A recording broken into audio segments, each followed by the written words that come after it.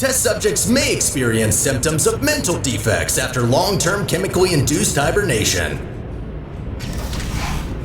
You will now participate in a brain damage evaluation survey. I wrote a much longer piece of inaccurate dialogue when the player refuses to press the button. It was used as a demo script for voice actor auditions. We auditioned close to 100 people for both roles. We found the voice for Sterling very quickly. When I heard Will's audition, I just knew he was the right one. He didn't just sound like a regular boring person like me, his voice is expressive with so much character. The role of Connolly took much longer to fill. Most of the 100 auditions went towards the female character, but I will save that story for when we meet her. The Brain Damage Analysis Survey was originally added as a sort of parody to older Portal 1 mods that reteach trivial mechanics like walking and pressing buttons. Well, it turns out that training wasn't trivial. On more than one occasion did I see playtesters attempt to use the left mouse button to push buttons in the game. Controls aren't universal in games, so this button was added to reintroduce players to the basics. Later we added another button, much earlier, to sign the long Aperture contract, but we still kept this room around.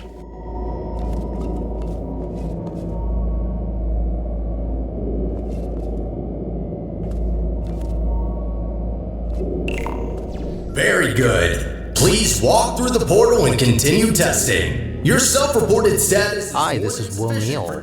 I'm the voice actor for Sterling. Very excited to be here today in my booth.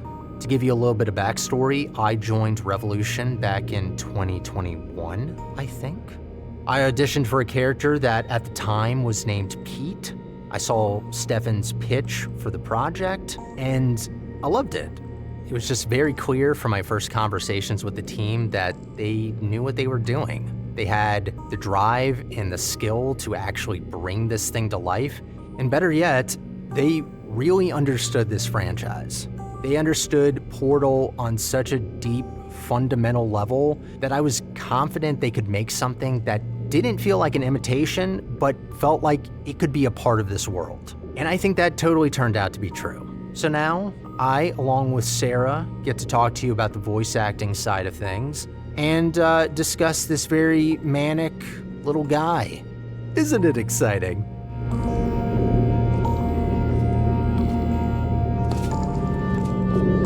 We expect players to have completed the 2 base games, but still decided to add some basic training at the very beginning. Portal 2 is already over 10 years old by now, so it's safe to assume that many players will be a bit rusty in the beginning. We kept these basic introductions as short and fast as possible so experienced players aren't held up too much, while new players have some time to re-familiarize themselves with the mechanics.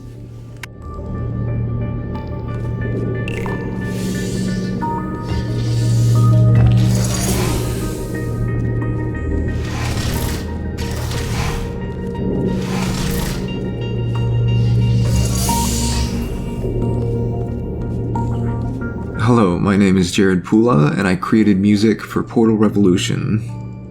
This is one of the first few chambers I did music for, and this specific track became a leitmotif referenced in a few later tracks, most notably the final chamber of Chapter 1, which features a variation of this exact track, and the final boss music.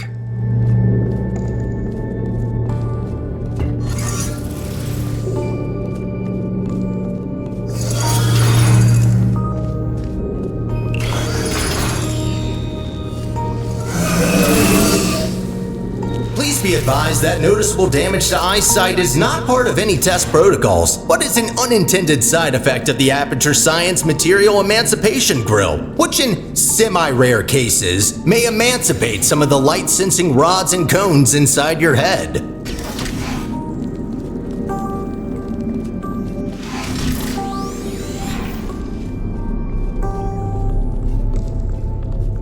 The design of this portal gun room is similar to the one in the original Portal, but in addition, it includes all of the training done in the subsequent chamber.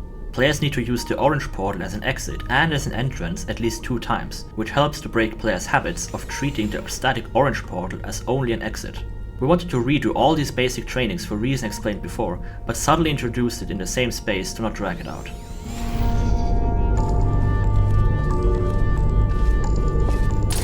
You are now in possession of the Aperture Science handheld portal device. As As a candidate for the Human Emergency Response Team, you were expected to... The design of this portal gun room is similar to the one in the original portal, but in addition, it includes all of the training done in the subsequent chamber. Players need to use the orange portal as an exit and as an entrance at least 2 times, which helps to break players' habits of treating the static orange portal as only an exit.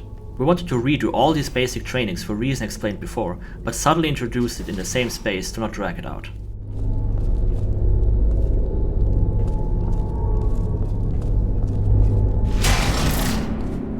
Hi there, my name is Dustin Oakley.